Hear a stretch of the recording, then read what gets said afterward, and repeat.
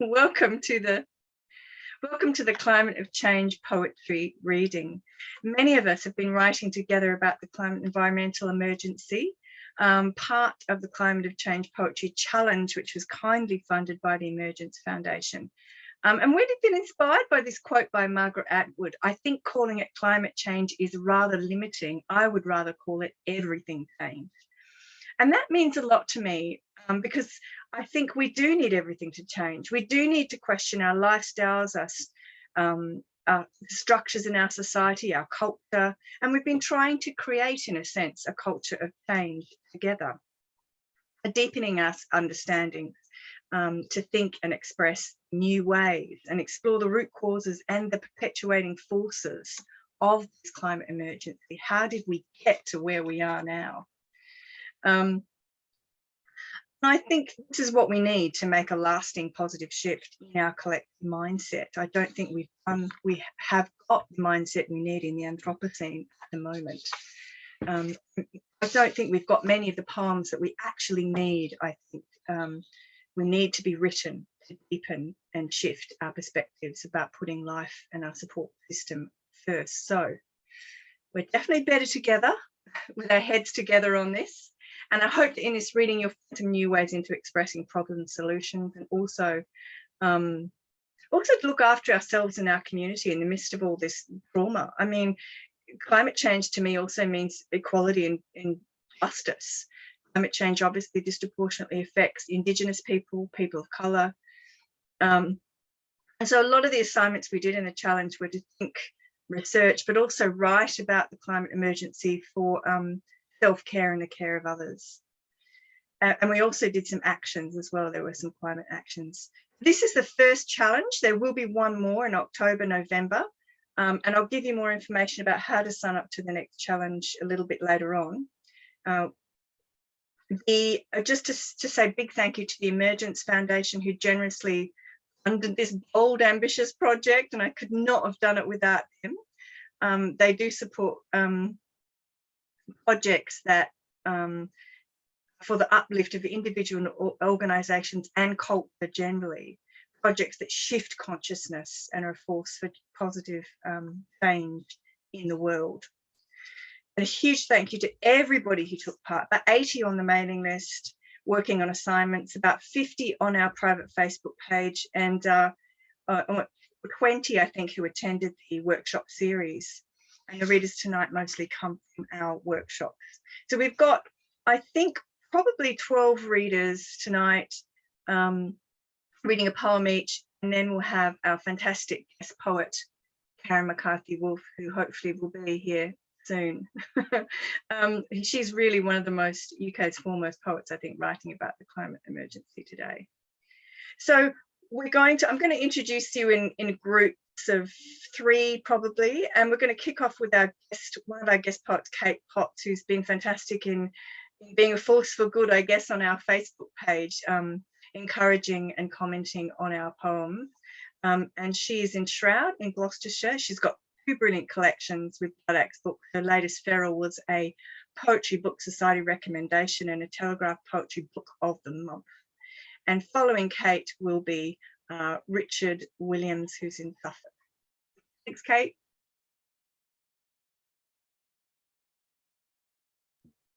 Thanks very much, Kath. Yeah, it has been a real pleasure reading everyone's poetry on the Facebook page. And yeah, I've been really impressed by the standard and also the inventiveness and the energy that Kath put into all of the prompts, which have just looked absolutely fantastic. So I'm going to read one poem from my last collection, and this is kind of inspired by all of those kind of elegiac poems about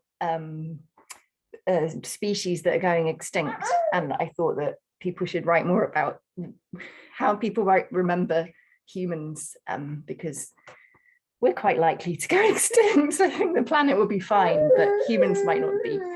So this is called Animal Song, and you might hear a little bit of singing from my 14-month-old. He's next to me in the high chair. So Animal Song.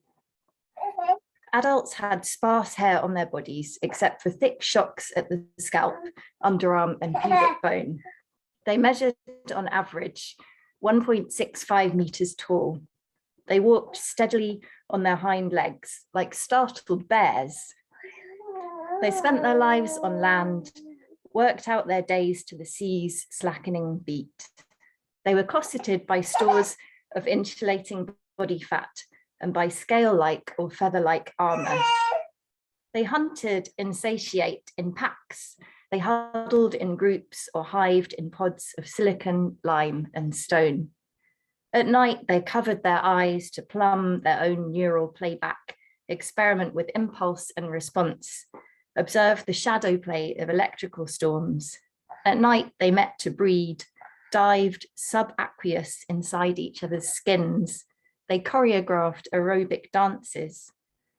Fossil remains of humanoid bodies discovered in East Africa are 350,000 years old. They apportioned worth, the value of time, matter, or bodies in terms of potential exchange.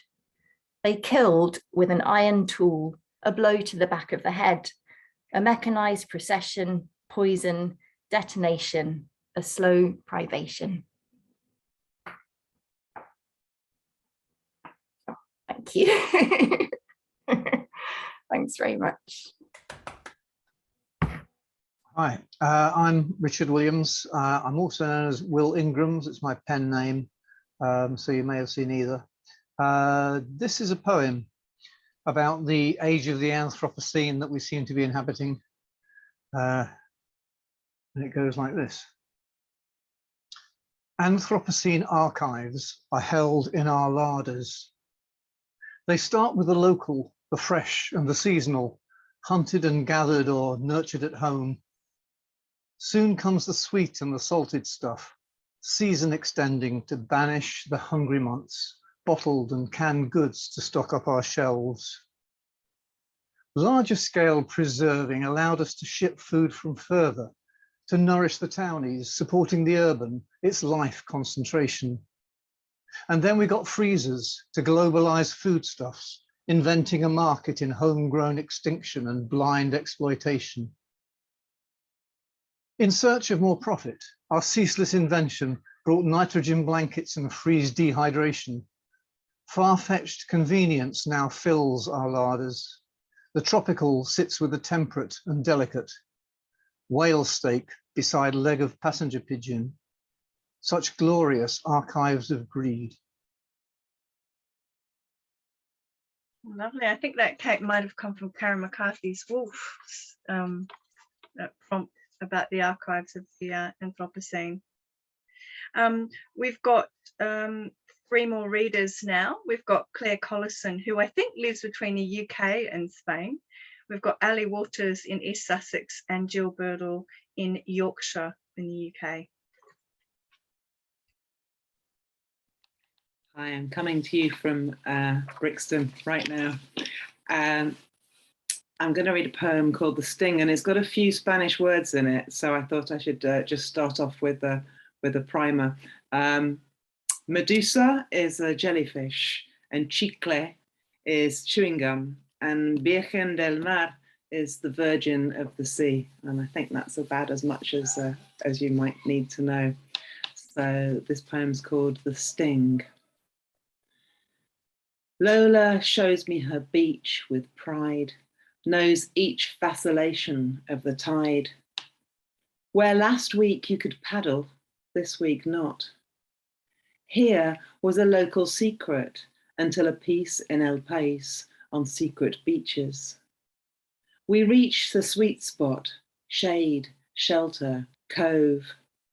Someone's pressed a lump of chicle, pink as anemone, to the rock. What the fuck?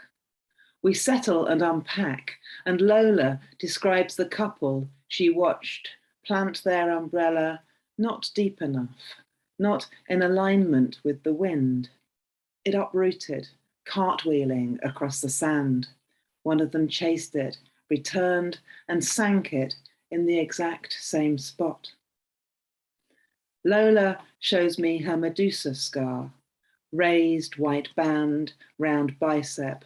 Says she always carries afterbite now, like a talisman, as if preparedness can ward them off. And I recall the tattoo on the guy tending sardines over ash, a baby's head on his bicep, round and sleepy as the moon.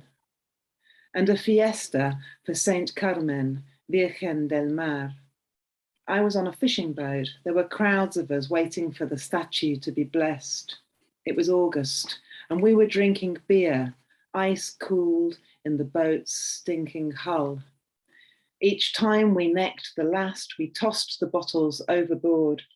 And although I felt uneasy, I thought of the smooth sea glass I loved, justified it as that in embryo, and not too hard to think about the scar, 8 stitches in my foot's arch, sliced on years ago bottles, lobbed in a half-moon lake at a Bob Marley gig where there were no tides and there was no time. Lola says this will be a bumper year for Medusas, and each day as the water warms, I anticipate their return. I picture them and fail to bless them, beautiful lurkers, oblivious, impeding my freedom. Thank you. Next, I think, is Ali Walters.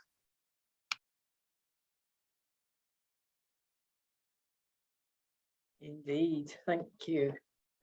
So yeah, I'm Ali. I'm based in Sussex near the sea, and I just wanted to give a quick thank you to Kath and all the guest poets and all the my fellow poets who've helped me through the last 4 weeks. It's been inspirational, scary, and yeah, a really interesting challenge.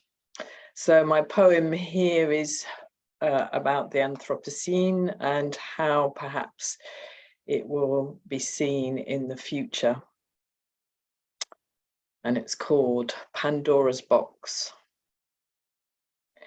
What words can tell the unspeakable history of the incident?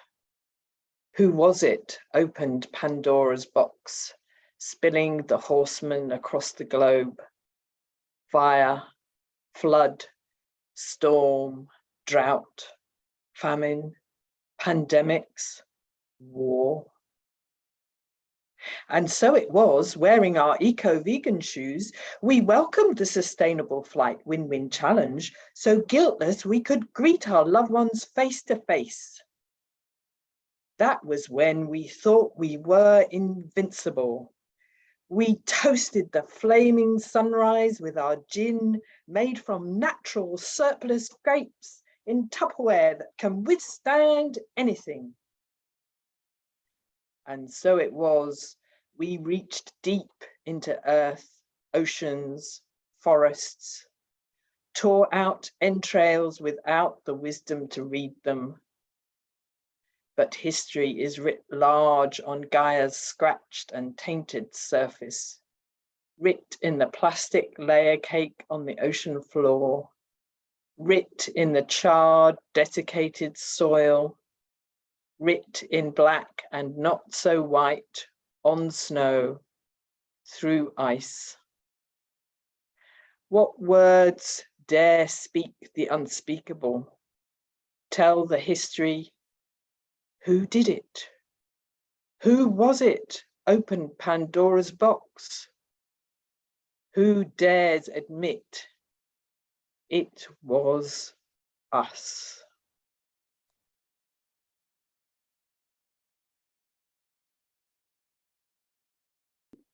Hi everyone, my name's Jill Birdall and I live in the East Riding of Yorkshire in England. I wrote this poem in response to a prompt referencing Uwe Fanthorpe's poem Maintenance, which starts, "There is a kind of love," about small acts of kindness and forbearance that make life better. This chimed with me and my sometimes doomed attempt to grow things in my garden, and this poem was the result.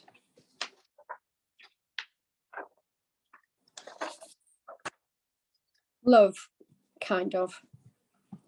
There is a kind of love, that removes cat shit from the veg bed again and again and reaches not for an air gun, that sees rows of green beans stripped to their stalks overnight by fat slugs, yet still faffs about ineffectually with sheep wool and copper tape, that only sighs when mice tunnel under cloches like colditz escapees to eat new planted seed, and refrains from calling rent-a-kill, that consoles itself with the thought that while it has not a bountiful garden, it does boast a 24/7 wildlife soup kitchen.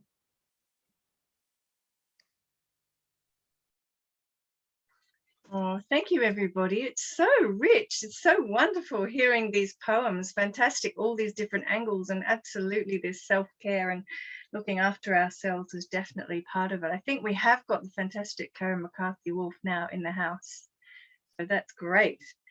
We've got 3 more readers, Helen Bailey, who's in London, Miriam Otto, who's in Germany, and Piers Haben, who is in Portugal, is next. So, Helen. Hi everybody, I'm Helen Bailey and I live in Hackney, East London. This poem is a response to love and grief and to the scale of the damage of the climate and its inhabitants, and to the widespread inertia about addressing it, including my own failure to act. We should be storming Parliament. The poem's called Enough. Just enough heat in the morning sun to make the drenched wooden fence steam, a woodpecker on the feeder, a goldfinch in the winter jasmine, then 2, a racket of crows hawing at the top of the oak. I counted 20. They gathered, held parliament, left.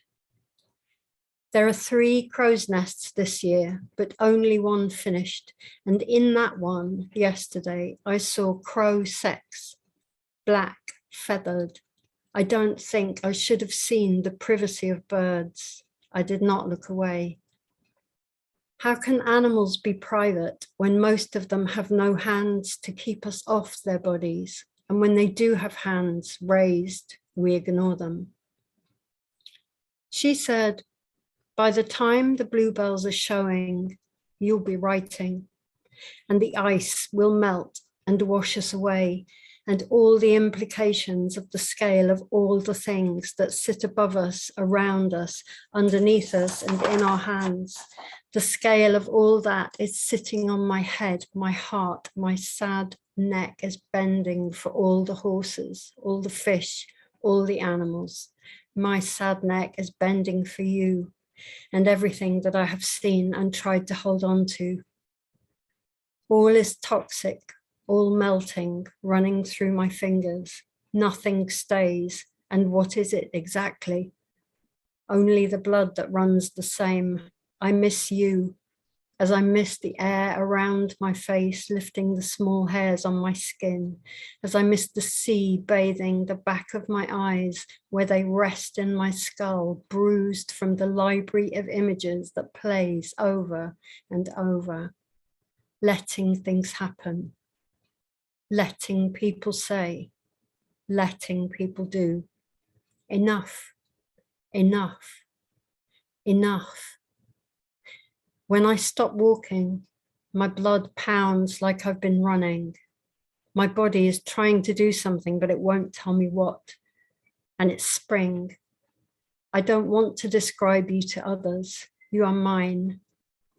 I am a nightingale singing in a thicket of bushes.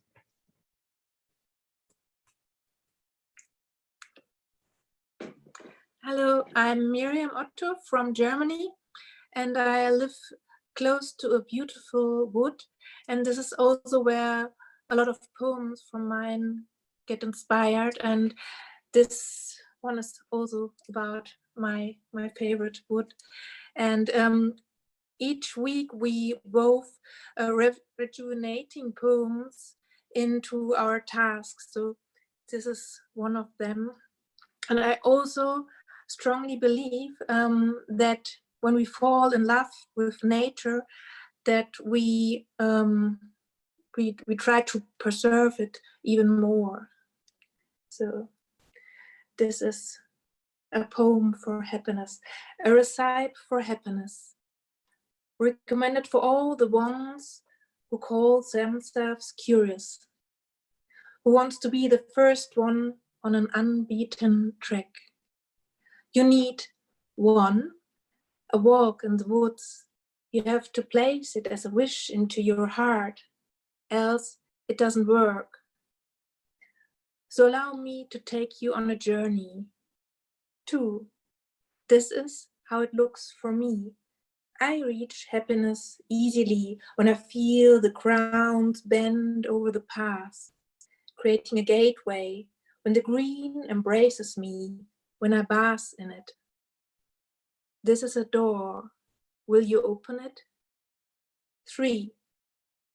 I feel happiness in my chest when I discover a small path between bushes and leaves, like a portal into another world, maybe the one by Alice in Wonderland. Are you still with me? We will go up the hill, not down into earth. 4. I sense happiness in my full body because it is a long walk. Where is your place of longing located? How does it look like? I feel it when I have time, like in my childhood days, when time doesn't matter, or at least matter less. 5. I'm excited. Butterflies swirl around me. I add the ingredient of adventure for the both of us. 6. But how do you make happiness a priority? Make it stick? I haven't said it will get easy. We continue doing what we love. We create our routines even when it's raining or when storms appear. So I add the ingredient of a simple morning walk. This is a start. 7. Often time plays against us, but we can play with it. 10 minutes are enough for a morning walk. We don't need endless time for everything. It is enough to ask our heart what it wants.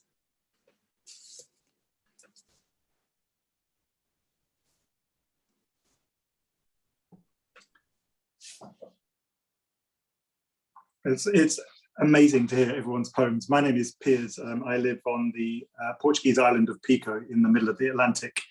When we were doing this amazing work together, I mean, we spent a lot of time talking about the magnitude of the climate crisis and the need for structural change. And I think for some of us, that made us grapple also with the possible futility of our own small actions. But all our journeys begin with small steps, right? And we did spend at least 1 week talking about dwelling in possibility. And that got me thinking about the possibility that poetry provides. And this is my sort of feeling about poetry in the climate crisis. It's called Small Steps in Praise of Compost. At dawn, we descend down moss-cropped steps. Senor Segundo leads, Domingo takes the rear. Me in the middle, I sway, one hand grasping a pail of last night's leftovers, the other grabs incenso roots and ginger stems, searching for stability. This salt black rock demands decay, so we bring offerings for the orange groves, a little compost for the parliaments of banana trees, a handful of the soft and soggy for the vines, trestled in rock pockets at sea level. At coffee, outside the church, I ask, and Senor Domingo tells me, there is no need right now for big prayers and grand gestures when small steps and mutterings to the mountain gods will do. Just ask for basking light, soft rain, fallen leaves, bird boughs dropping onto seed matter and human remains. That's why we feed the land, he says. Our small steps are maybe like space junk, dematerializing at Earth's edge to save us, with such infinite luminosity that others gaze in wonder, call them shooting stars.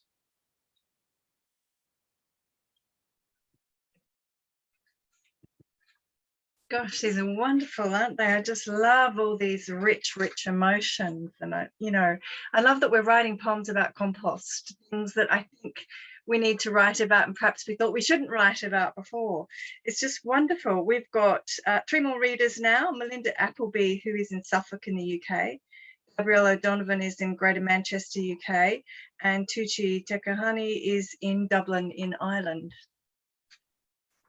Kath, I'm Melinda from Suffolk, and I wrote this poem at the very outset of the challenge when we were wondering whether poetry could help in stirring up emotions and action to take the story of climate change into the future.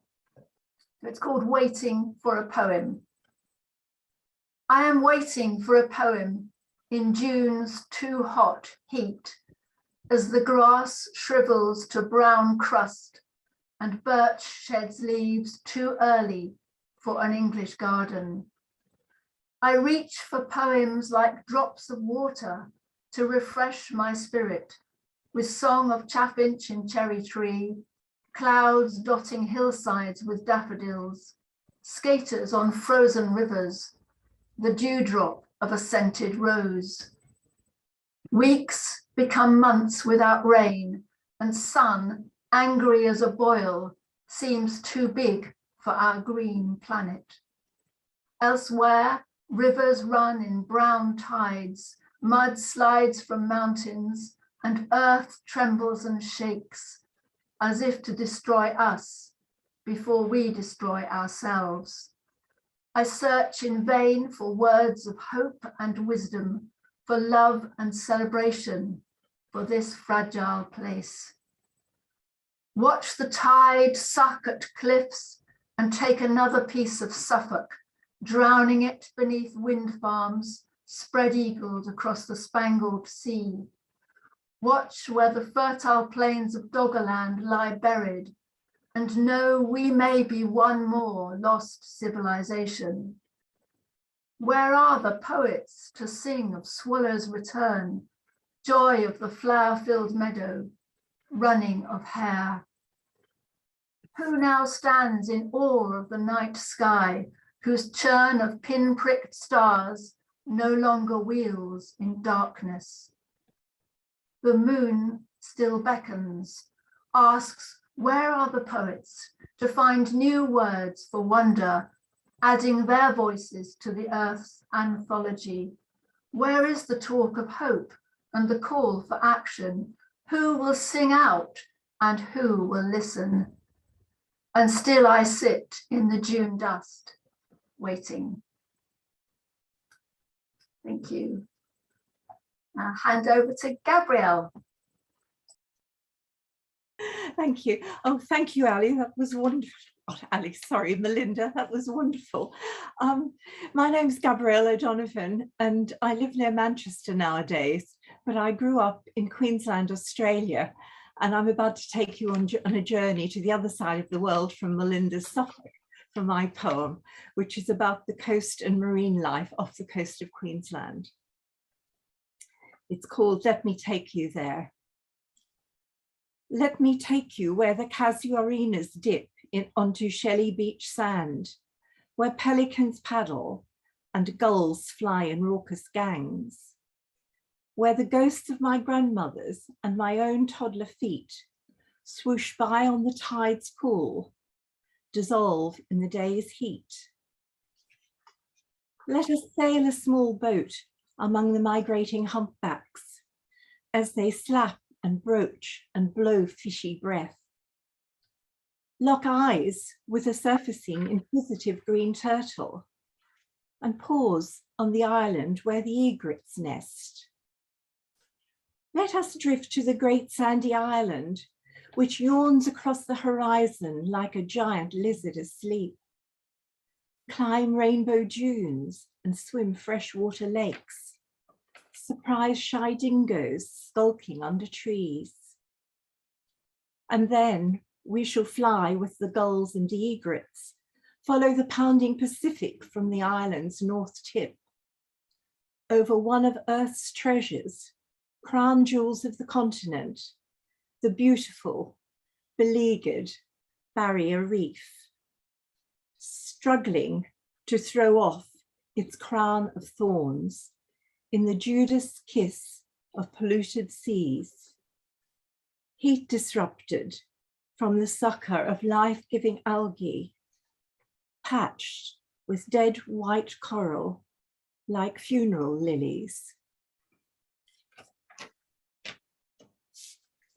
Thank you.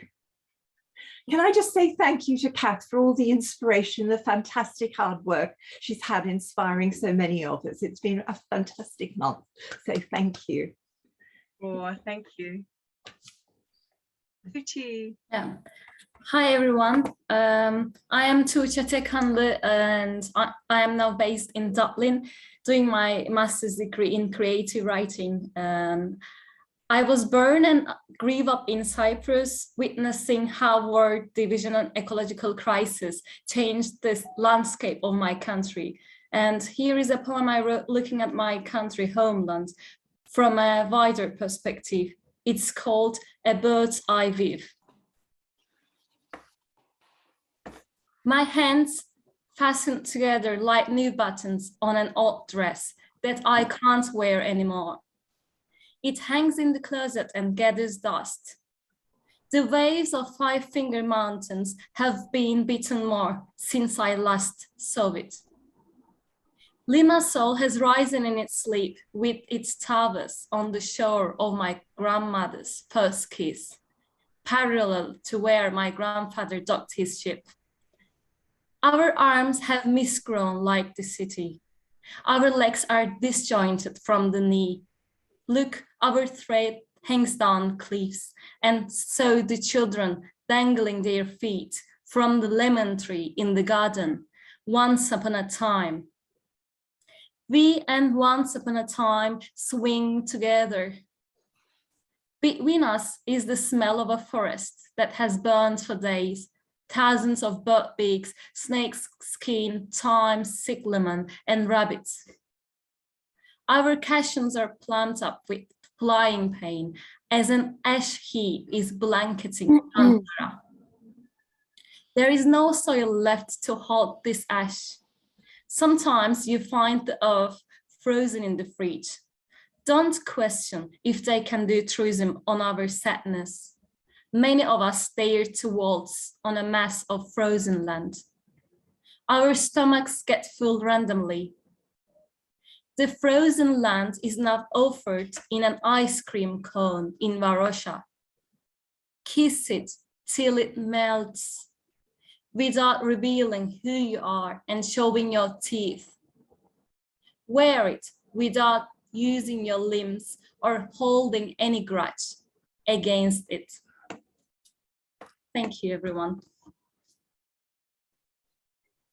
Well, thank you, everyone. Wonderful. It's so good to hear different places as well from around the globe. I think that's one of the most fabulous things about us being on Zoom too, is we meet up with people from all the different places. So I'm just going to read a poem and then you're going to hear from the most fantastic Karen McCarthy Wolf, who is going to do a set to inspire you. I'm sitting here with two poems trying to figure out which one I'll read. Should I read the risky one or the less risky one?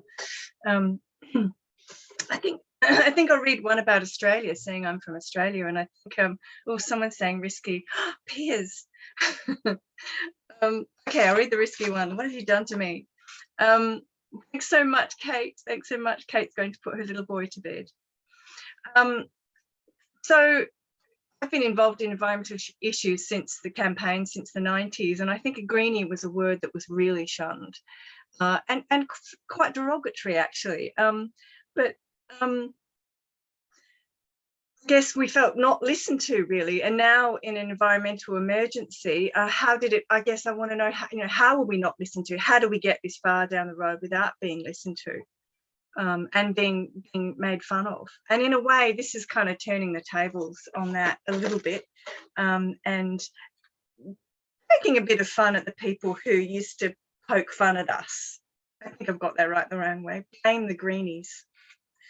And I guess just to say too, we did write about green heroes in the challenge. And in a way, this is my take on green heroes and in a kind of reverse, anyway, unusual way. Blame the greenies. If they hadn't dressed like hippies, didn't talk mumbo jumbo, one love, hadn't shunned suits, catastrophized too early, if they hadn't done those twirling fire stick dances, looked too happy, too radical, had so many piercings, grew dreadlocks, presumed they were superior, kept telling us what to do, been anti-progress, anti-good times, wanted to ban everything, hung around in crowds, failed university, slept in, partied all the time, and if they hadn't been so middle class, mainstream, out of touch, her finger-pointing smug, puritanical, fanaticist, noisy, made everything into a problem, argumentative. If they hadn't been hysterical, bleak, stubborn, blocked roads, got arrested, refused to have children, if they hadn't just been more honest and produced so many dull reports, talk jargon, been too quiet, too small in number to be useful, if they hadn't marginalised themselves, been covert, driven cars, so hypocritical, picked on the wrong people at the wrong time. If they hadn't been anti-science, rejected proper jobs like MPs or CEOs, been naive, irrational, if they hadn't been useless at planning, smoked too much, given up easily, tasted the good life, got trendy or too darn sensible, if they hadn't got older, if they hadn't had families, lost interest, been selfish, weak-willed, complicated, wanted to do things their way, impractical, if they'd just been a lot smarter. And why didn't they just get Bieber and Beyonce involved, Branson and Musk? And if they hadn't been so brazen, coming right up to us and telling us straight in our faces. Got some of my anger out there, didn't I? I think it's sort of, I went to this fabulous event on the weekend with the Emergence Foundation, where he talked about our emotions to do with climate change. And I guess that's where some of that came out as well. We now have, she's shuffling her notes. Oh, I just want to tell you a bit about the second and final round of the Climate of Change Poetry Challenge in October, November. A month of sustained creativity. We're asking poets to commit to writing at least 2 poems per week over 4 weeks. With an optional private Facebook peer group to comment and post poems. There will be more workshops, which you'll hear about soon, and another reading at the end of November, so stay tuned to that with some exciting guests. I've got some very exciting guests that I'm talking to at the moment. You'll hear about that soon. So I'm going to put the link in the chat shortly for how you can sign up. If you were actively involved last time, you don't need to sign up again. You'll automatically go into the next round unless you let me know. So I'm going to put that in the chat. Why don't I do that now? There we go. I'll put it on at the end as well, but I'm going to introduce the fantastic Karen McCarthy-Wolf. I'm so excited because she is gave, I think, a fantastic guest assignment as well. Wasn't that a brilliant one that she gave us in the challenge? And she is, I'll tell you a bit about her. She's born in London to English and Jamaican parents. Her first poetry collection was An Aviary of Small Birds, which was nominated for the Forward and Jerwood Prizes. And her latest book, Seasonal Disturbances, was a winner in the inaugural Laurel International Eco Poetry Prize. A fantastically innovative collection reflecting on climate change. Karen's a Fulbright doctoral scholar and a writer in residence at the Promise Institute for Human Rights, UCLA, in LA, where she was exploring the relationship of poetry and law. And last year, she was also an artist in residence at the Sakar Institute in Brazil, writing new work that explores sugar and its legacies. She has edited 6 literary anthologies, and her work's been translated into Turkish, Swedish, Italian, Dutch, and Spanish. And I think she's just, I'm so excited that she's agreed to come, because I think she is one of the most exciting writers writing on the climate and environmental emergency. Welcome, Karen. Are you there? I am here. I've unmuted myself. Hey, everybody. Thank you for that gorgeous introduction, Kath, and thank you so much for inviting me to come and read. I always actually, I like to read the poems in the context of climate crisis. I mean, you know, from seasonal disturbances. And I think one of the things I just sort of might say as a sort of small foreground, and that's a little bit dark, but anyway, you can kind of see me, right? You can kind of see myself. And you can hear the Heathrow flight path just in the background, possibly, which I think is fitting somehow. So what I wanted to say is that I'm going to read some poems from Seasonal Disturbances. I'm going to focus on that book today. And I think if there's one thing that sort of binds these poems together, I mean, I do sort of write, I always hesitate to say I write about nature, because obviously we're in nature and we are nature and nature is us. But actually, I think it's a very political book. And so what I wanted to do was just to really kind of read some poems, but with perhaps the idea of the sort of macro political lens being one that draws some of the poems together in various ways. So I'm gonna start with a poem. It's a found sonnet. There are quite a few dotted throughout the book, and they're all from this wonderful popular science encyclopedia from the early 20th century, which was co-edited by Julian Huxley, Aldous Huxley's brother, H.G. Wells, and some others. And it's a kind of, I'm very ambivalent towards that text. In some ways, it's a sort of brilliant work of early kind of ecological protests through science. And it also got some really kind of like dodgy views around eugenics, which of course, this sort of idea that there are too many people on the planet. I'm always like, well, after we learn to share nicely, let's see how we do. So there we go. So this is Hence, and it's from that book called The Science of Life. And it's number 492. As the wind blows, innumerable plump and hideous landfolk, insignificant in themselves but rich. It is a strange world. No birds nesting or singing in the trees. No bellowing, roaring or squeaking, savage or small. No caterpillars to eat the leaves. No bees or butterflies. No creatures that do more than crawl. An ode. Another spasm was being prepared, and the climate began to change. So yeah, there's a number of these throughout the book. And it was kind of weird because I was sort of writing it in the Trump era, and it's sort of, some of them ended up being this sort of like rather strange sort of Donald-like voice I wasn't expecting to find within this worthy text. I'm going to spare you those because I think we heard enough from him at the time. Now, I can't remember who it was when they were reading, but somebody kind of just sort of made this sort of reference to this sort of idea of, I don't know if it was you, Piers, but this sort of idea of what we feel we can actually do or handle or take on.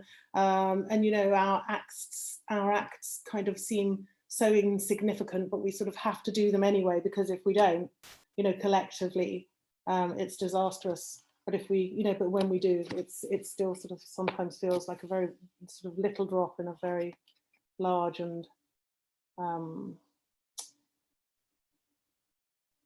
can't think of the word, a very large ocean.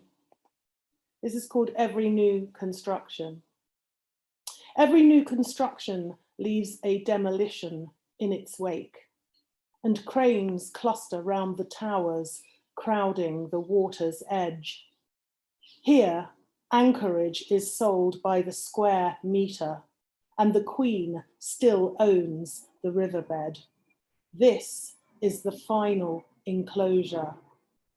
The sun shines hard as the spokes of the eye, and it's the warmest July since records began.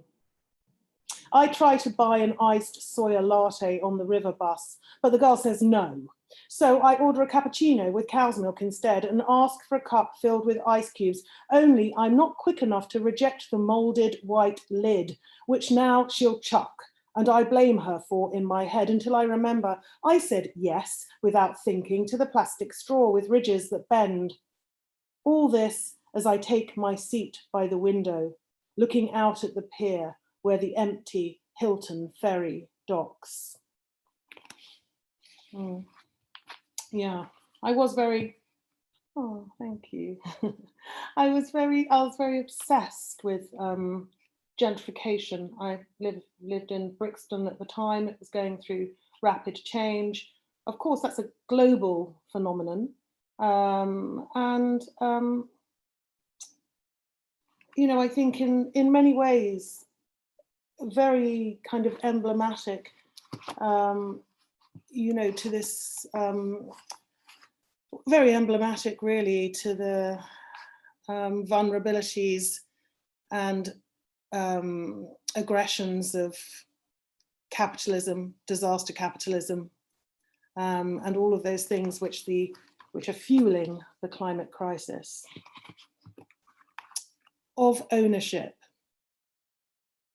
The verb has a long history of violence. To take is to grab, seize or capture, especially by force. Note its hard K set against the long vowel, a sign of intent, this cave of sound.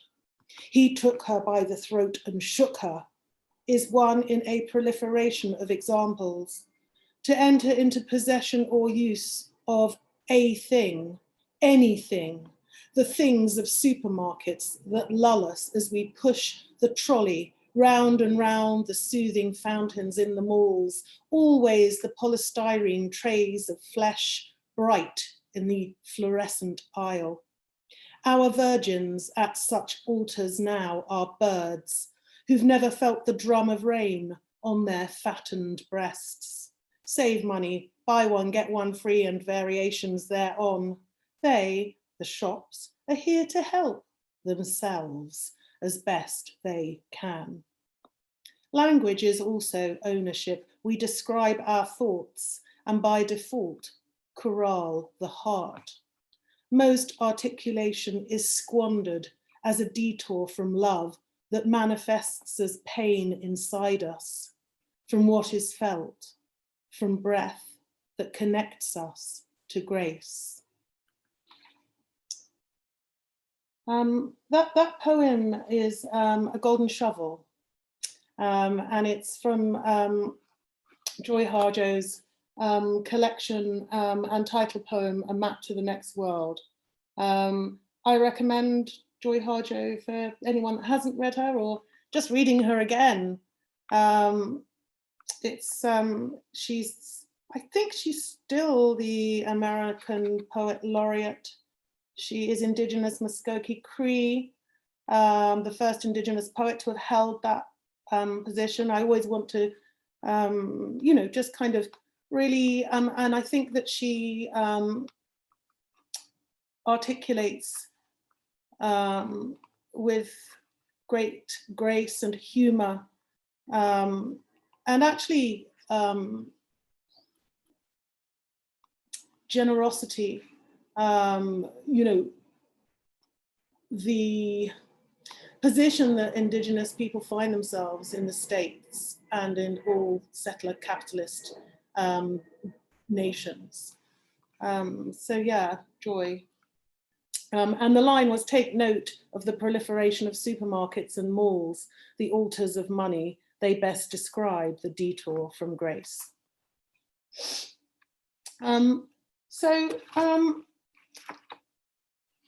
Just while I was writing this collection, I was spending a lot of time on islands. Who lives in Portugal? Who's in this like Portuguese island? It's you again, Piers. Yeah, what's it called? Oh, remind me. Pico, because it's a volcano. There's a peak, and it's called Pico. I see. Right. Okay. So is it like near Cape Verde? Further north, probably a couple of hours flight further north. Yeah. I'm always fascinated when I find an island that I haven't heard of, or never mind been to. So yeah, yeah, that definitely piqued my attention. I'm gonna talk about another Atlantic island now. In 2014, I volunteered for an organisation called Expedition with 2 X's. It's an amazing transatlantic and sort of marine, transatlantic sailing voyage. Expedition run women's voyages, and they examine the impact of microplastics on the marine environment and also the human endocrine system. And I sort of volunteered as a storyteller with them and went with them to Lanzarote in the Canaries, where they set sail for the States. I actually know that island quite well. I used to visit it a lot, but I hadn't for a long time. And then this is just a little short sonnet, Gulls. Returning to Arrecife after half a lifetime, I notice how there are no gulls at the marina and wonder where or if they are now. Is this the last on the prow of a glistening schooner? Inland at the vast malodorous tip, thousands wheel above red earth, wings cast to the putrid scraps on which they must feed.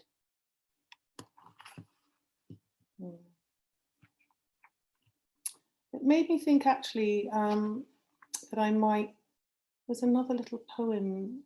Actually, that's an Avery, I won't read that one. Yeah, you do wonder where they are. That's where they are, they're at the dump. Seriously, literally thousands and thousands of them there. Anyway, I said that I was in a political mood. Well, the secret is I always am a bit, but anyway. And I'm like, anyway, like, okay, whose fault is all this? How do we get into this mess? Who led us here? And how long are they going to be able to carry on making their same mistakes? Evolution. A man is really very like a frog, brain in a brain box, eyes, ears, nose, mouth, and teeth. But unlike the vast man-frog plan, man is more like a frog than a fish. For frog and man possess and a fish does not, but man is less like a frog than a dog. For man and dog both have hair and divided hearts and warm blood of several different sorts, and milk, and frogs have none of these things. In terms of classification, men and dogs are, frogs are not. That's also from The Science of Life, another of those little found sonnets I enjoyed. Yeah, quite silly, but fun. Anyway, I'm going to finish. Who else had a poem that was kind of like, I'm going to finish on, who else had a poem that sort of like who was thinking about happiness? Someone had a poem. Oh, there you are, Miriam, hi. Yeah, I was thinking, oh yeah, happiness. It's, I don't know, quite a challenge. That's probably a good poem challenge, isn't it? Sort of like write the happiness poem. And I think that that's actually one of the challenges of ecological poetry, actually, is, how we think about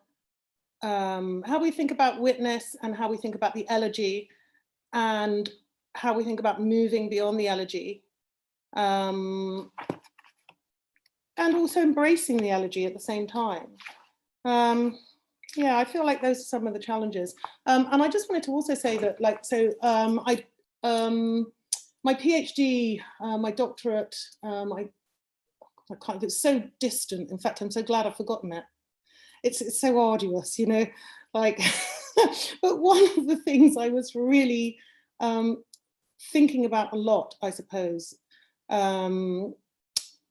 was, I suppose, thinking about the Anthropocene, but within that, also thinking about human exceptionalism, which I think has probably been, in my opinion, has probably been sort of one of the greatest sort of, causes of climate crisis and the situation that we're in. I think at the moment there is a little bit of hope that we might be sort of turning the corner on that a little, maybe, and perhaps we're doing that because we have to. Anyway, so it's kind of really, this next piece is really about perspective. Happiness. When one locust meets another, the nervous system releases serotonin, causing a mutual attraction, a prerequisite for swarming, serotonin, causing a mutual attraction. The nervous system releases when one locust meets another. Happiness for locusts. Thank you very much, everybody. Thanks for listening. Thanks for having me. Oh, what a treat. Wasn't that engrossing? So generous and reflective and so skillful. And I just want to read this quote again from Karen's poem. Language is also ownership. We describe our thoughts and by default parole the heart. Most articulation is squandered as a detour from love. I mean, that just seems so key to the challenge, doesn't it? Because we have been thinking a lot about language and how we use language. What we focus on matters. If we focus on our compost and we love our compost, it matters. If we focus on, where things are going right and where we want to change things, it really does matter. And they're the things we need to write about. And perhaps they're things that we think, well, for me anyway, they're often things I think I shouldn't have been writing about, and now I'm writing about more. But there's lots of thank yous in the chat there for Karen, and there's a book, Seasonal Disturbances, which is really fab. It's with Carcanet. So do have a look at that. I'm going to put the link again in the chat there to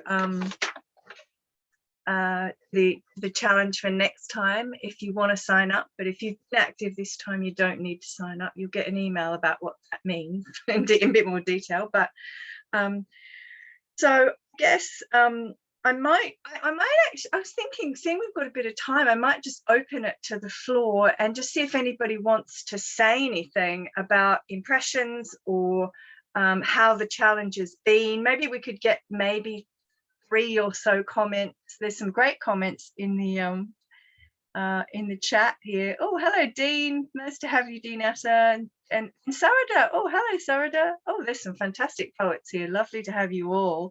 Hello, Rosemary. I asked for my tea bags to be bleached and made with plastic, etc. every day. I think you mean without plastic, to be bleached every day. Commodification, yes, is accelerating things. I agree, it is, isn't it? So does anyone want to sort of make any comments before I say thank you to everybody? Want to say something, Karen? You just unmuted. Oh, I was only just like, sorry, I only just realized there was a whole second page of people. Hey, everybody on the second page. Yes. Yeah. Hello, second page people. Yes, I know. There's people from far and wide. So thank you for that. So do put some comments in the chat. It's always really good to get good feedback too, because that does help me, or any kind of feedback does help me sort of shape the challenge for next time, and know that whatever, that the poets have been appreciated and things like that. So do put a quotes in the chat if you can. just a huge thank you to Karen. I think that was such a treat. A huge thank you to, and also for her assignment, which was a really popular one, wasn't it? A thank you to Kate Potts, who was a fantastic guest poet on the Facebook page, who was just wonderful, particularly when I had COVID and wasn't very capable of doing much that first week. Huge thank you to the Emergence Foundation. A bit of a shout out hello to Caprice, who is here somewhere. And just, we couldn't have done it without you. Without the Emergence Foundation's funding, it's enabled us to do something bold and exciting, and I think a bit groundbreaking here, and to involve many more people than we could otherwise. Hello, Caprice. Lovely to see you. Could I Hello. could I just say, Kath, it's a real privilege to come and listen to you all. As Kath mentioned, I am a member of the Emergence Foundation, which funded this project. And it is just delightful to hear what has resulted from our grant. I'm also a writer. I write poetry, and it was just a joy to hear you all and the diversity of your expression. I'd just like to say thank you very much. Oh, thank you. It's really special to have you here from the Emergence Foundation. Actually, it's really lovely. So I want to say a big thank you to John, who's there in the background doing a little bit of tech and a bit of support and supporting me along the way. And I just want to say thank you to everybody who's been involved in the challenge, everybody who's come, and to all our fantastic readers. You all were so brilliant. So yes, do become part of the challenge next time if you want to. Tell your friends. Numbers will be capped though, so I can manage the numbers that sell out last time. So as Margaret Atwood says, let's leave with Margaret Atwood again, shall we? Because this is the quote that inspired a lot of things. I think calling it climate change is rather limiting. I would rather call it everything change, and that is kind of where we are, I think. So thank you. Oh, you're getting some thank yous as well there, Caprice. So thank you to the Emergence Foundation. Thank you, Caprice. Thank you, everybody. And what a fantastic evening. I'm really buzzed and inspired, and I hope to see you all again in October, November. Good night and have a fantastic, hope you had a fantastic night, everybody. Bye.